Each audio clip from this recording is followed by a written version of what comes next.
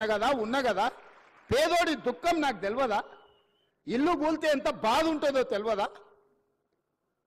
వాళ్ళందరినీ ఎట్లా ఆదుకుందామో చెప్పండి, నష్టపరిహారం ఎట్లిద్దామో చెప్పండి. నువ్వు 7 లక్షల కోట్లు అప్పు చేసినావు, వాళ్ళ కోసం ఇంకో 10,000 కోట్లు ఎట్లయినా చేసి తీసుకొచ్చి వాళ్ళకి ఇద్దాం. మీరు మింగింది ఆపితే చాలు వాళ్ళకి ఇవ్వడానికి. ఏందుంది అందులో? 1000 ఎకరాల ఫామ్ హౌస్ ఉంది, 2 కోట్లు 3 కోట్లు ఎకరం ఉంది. అలా 2-3 వేల కోట్లు నువ్వు పండుకునే కానే ఉంది కదా కేసీఆర్. నీ పార్టీ ఆఫీస్ ఖాతాలో 1500 కోట్లు ఉన్నాయి. నువ్వు పార్టీ పెట్టినాడు 15 రూపాయలు లేవు నీ దగ్గర. 1500 కోట్లు నీ ఖాతాలకు పైసలు వచ్చినాయి. ఎట్లా వచ్చినాయి? ఈ పేదోళ్ళ త్యాగం కాదా? వాళ్ళ ప్రభుత్వం నుంచి, ప్రభుత్వ ఖజానా నుంచి అవసరమైతే ఒక 10,000 కోట్లు ఖర్చు అయినా వాళ్ళని ఒక మంచి అపార్ట్మెంట్స్ కట్టించి, గవర్నమెంట్ ల్యాండ్లో వాళ్ళకి మంచి ఒక కాలనీ కట్టించి వాళ్ళందరినీ అక్కడికి తరలించి అక్కడ ఒక హాస్పిటల్, ఒక పాఠశాల, ఒక ఐటీఐ, ఒక జూనియర్ కాలేజు, అవసరమైతే ఒక ఇంజనీరింగ్ కాలేజ్ కట్టించి వాళ్ళకు ఒక మంచి భవిష్యత్తు ఇద్దాం. సలహా ఇవ్వండి. చదువుకోలేదా? అమెరికాలో పోయి చదువు వచ్చినట్టు సన్నాసి ఆ పిల్లలు చదువుకోనికే దారి చూపించే తెలియదా? ఈటల రాజేందర్ గారు అందులో ఇంకా ఆయనకు అంగి మారింది కానీ వాసన అయితే మారినట్టుగా అనిపిస్తలేదు. నాకు కొంచెం గౌరవం ఉండే, ఎందుకంటే ఇట్లాంటి దాంట్లో కొంచెం కలిసి వస్తాడేమని. ముందు రోజు హరీష్ కేటీఆర్ మాట్లాడితే తెల్లారు అదే జిరాక్ తీసుకొచ్చి రాజేందర్ అన్న చదువుతున్నాడు.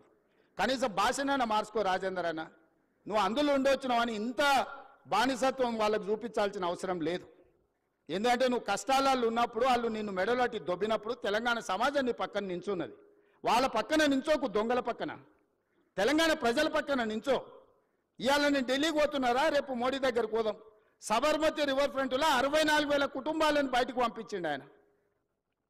40 లక్షల కోట్ల రూపాయల బడ్జెట్ ఉందో, 25,000 కోట్ల రూపాయలు మూసీ రివర్ డెవలప్మెంట్ ఫ్రంట్కి అడుగుదాం మోడీ గారిని. ఎందుకేడు మోడీ గారు మనకు? మనం పన్ను కడతలేమా? సికింద్రాబాద్ నువ్వే గెలుస్తువి, చేవెళ్ళ నువ్వే గెలుస్తువి, మల్కాజ్గిరి నువ్వే గెలుస్తువి, మెదక్ నువ్వే గెలుస్తువి, అన్నీ మీరే గెలుస్తారు. మరి మీకు బాధ్యత లేదో 10,000, 20,000, 25,000 కోట్లు మోడీ దగ్గర ఇప్పించడానికే? నేను ఎందుకు చెప్తున్నంటే బాధ్యత రహితంగా కొంతమంది ఏం చేసినా తప్పు పట్టాలి, కాళ్ళలో కట్టెబెట్టాలి. ఒక్కటే కార్యక్రమం, మేము ఇన్ని రోజులు దోసుకున్నాం, వీడి పైసలు పెట్టి పనిచేస్తే తెలంగాణ బాగుపడితే వాళ్ళ దోపిడీ కొట్టొచ్చినట్టు కళ్ళకు కనిపిస్తుంది. 100 ఏళ్ళ గురించి నేను చెప్పిన, సాగర్ గురించి లేకపోతే శ్రీశైలం గురించి 10 ఏళ్ళు వీలు కట్టినవి చెప్పిన.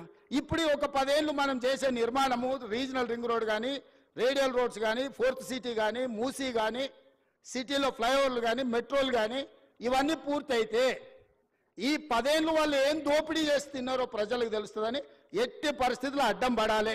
600 అయినా దీన్ని ముందుకు సాగనీయొద్దని అంటారు. ఇక ప్రతోడు బయలుదేరుతాడు. రోజు మీరు కూడా చూసింటారు, నా మీద పోవాలి బుల్డోజర్, నా మీద పోవాలి అంటాడు. హరీష్ రావు, కేటీఆర్ వీళ్ళందరూ ఎన్ని కొనాలా మీకోసం బుల్డోజర్లు? యాడుండే అసలే మీరు 7 లక్షలు అప్పు చేసి రాష్ట్రాన్ని దివాళి తీస్తారు. మీకోసం యాడ్కెళ్ళి కొనాలి నేను? వాళ్ళని ఏం లేదబ్బా, ఒకటే వస్తే మూసి అంచుపొంచునున్న వాళ్ళకి, నా దోస్తులకు అందరికి ఒకటే సూచన, పట్టుకొని వారం రోజులు ఆనే కూసబెట్టురు మూసీలో. ఏమొద్దు, వాళ్ళని ఒక్క వారం ఆడు ఉండమనుండ్రి. ఇట్లొచ్చుడు అట్లా ఓవుడు కాదు, స్టేజ్ల మీద క్యాట్ వాక్ చేసినట్టు వచ్చి ఇట్లొచ్చి వెళ్ళిపోయినట్టు కాదు. ఒక వారం రోజులు హరీష్ రావును, కేటీఆర్ను, రాజేందర్ను ఆ మూసి అంచున పేదోళ్ళు ఉన్న కాడ ఒక వారం వాళ్ళని ఆడు ఉంచుర్రి. వాళ్ళ కష్టాలు తెలుస్తాయి, వాళ్ళకి ఏం మేలు చేయాలనో వాళ్ళకి అర్థమవుతుంది. కాబట్టి ఇక్కడ వచ్చిన ఇంజనీర్లకు ముఖ్యంగా రేపు జిహెచ్ఎంసీలో కానీ ఇక్కడ సిటీలో సర్వీస్లో చేరబోయే వాళ్ళు మీ కర్తవ్యంగా పెట్టుకోండి. రేపు గొప్పగా మీ సర్వీస్లో మేము రీజనల్ రింగ్ రోడ్ వేయగలిగినాము, మేము రేడియల్ రోడ్ వేయగలిగినాము, మేము మూసి నిర్మించినాము, హైదరాబాద్ నగరంలో మెట్రోను మేము నిర్మించినామని చెప్పుకునే విధంగా గొప్పగా పనిచేయండి. ప్రభుత్వం మీకు అండగా నిలబడుతుంది. ప్రభుత్వం మీకు ఏం కావాలన్నా సహకరిస్తుంది. ఈ ప్రభుత్వం మనది. ఈ ప్రభుత్వం ఎవరితో కాదు, మనం ఎవరికో చేస్తలేం. ఈ ప్రభుత్వము, ఈ రాష్ట్రం మన కుటుంబం. మన కుటుంబం కోసం మనం పనిచేసుకుంటున్నాం. మీ అందరి సహకారం ఉండాలి. మళ్ళొక్కసారి ఇక్కడికి వచ్చిన వాళ్లకు తెలంగాణ రాష్ట్ర ప్రజలందరూ కూడా దసరా శుభాకాంక్షలు తెలియజేస్తూ మీ అందరి దగ్గర సెలవు తీసుకుంటున్నా. మీ ఉద్యోగాలను ఇవ్వడం వాళ్ళ బాధ్యత అని వాళ్ళు భావించకపోవడం వల్ల కొన్ని 8 సంవత్సరాలు 7 సంవత్సరాలు అయితే కొన్ని 2 సంవత్సరాల పైగా మీరు మీ కుటుంబ సభ్యులు నిరీక్షించి ప్రభుత్వాల మీదనే విశ్వాసం కోల్పోయే పరిస్థితులు వచ్చినాయి. కానీ మార్పు రావాలి, కాంగ్రెస్ గెలవాలి అన్న ఆలోచనతోటి ఆనాడు ఏ చేతులతోనైతే విద్యార్థి నిరుద్యోగ జంగ్ సైరన్ కార్యక్రమాన్ని మోగించినమో ఆ కార్యక్రమంలో మీరందరూ అండగా నిలబడి ఆ రోజు నేను తీసుకున్న కార్యక్రమంలో వేలాది మంది పాల్గొన్నప్పుడు నేను ఆ విద్యార్థులకు ఒక మాట చెప్పిన, మీకు ఉద్యోగాలు రావాలి అనంటే ముఖ్యమంత్రి కుర్చీలో మంత్రుల కుర్చీలో ఉన్న వాళ్ళ ఉద్యోగాలు ఊడాలి, అప్పుడే మీకు ఉద్యోగాలు వస్తాయని ఆనాడు చెప్పడం జరిగింది.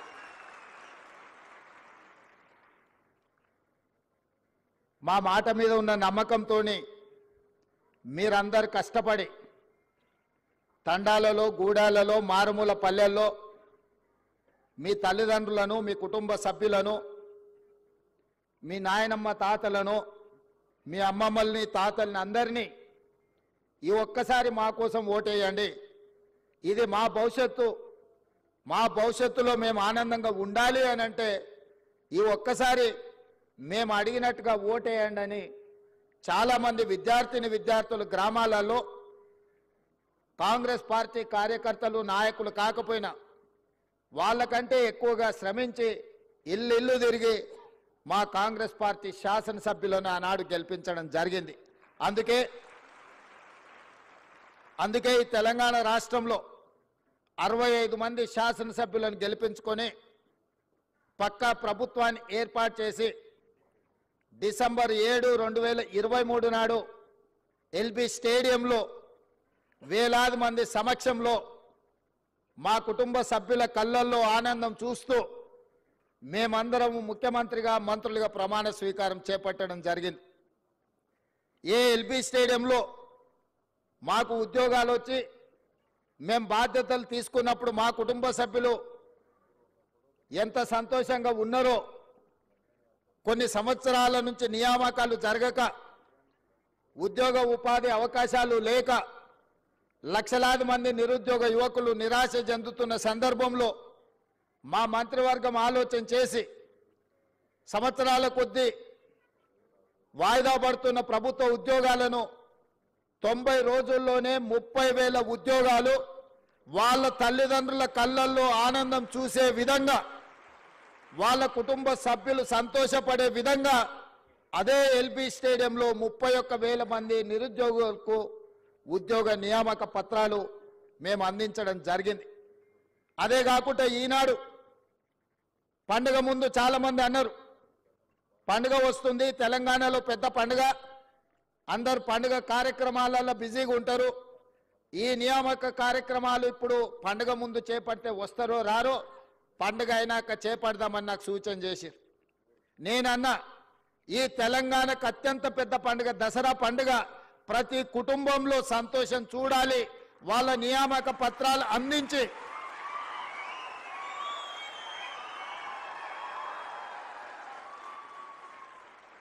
1635 మందికి ఉద్యోగ నియామక పత్రాలు అందించడం ద్వారా ప్రతి వాళ్ళ కుటుంబాలలో ఏ విధంగా అయితే మనకు బాధ్యత వచ్చినప్పుడు, పదవులు వచ్చినప్పుడు మన కుటుంబ సభ్యులు సంతోషపడ్డారో, ఇవాళ వాళ్ళకు కూడా ఉద్యోగ నియామక పత్రాలు ఇస్తే వాళ్ళ తల్లిదండ్రులు కూడా అంతే సంతోషంగా దసరా పండుగ చేసుకుంటారు, వాళ్ళ కళ్ళల్లో ఆనందం